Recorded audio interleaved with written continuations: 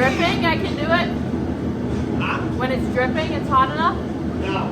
Oh, You want to test it because it's hard to tell with this. okay. But you'll see it kind of bubbling out. Okay. You don't have to take the flame off of it. Just, yeah, there you go. That's better.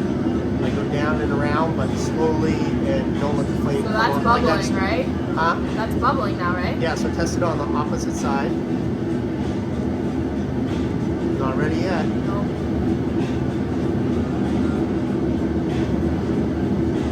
See how you're lifting the flame off of it, shooting straight by? There you go. So now test it.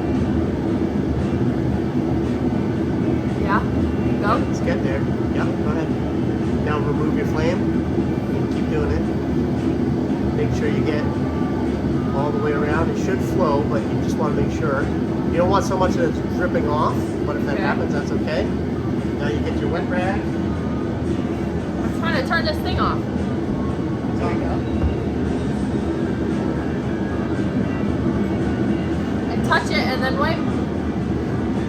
Right?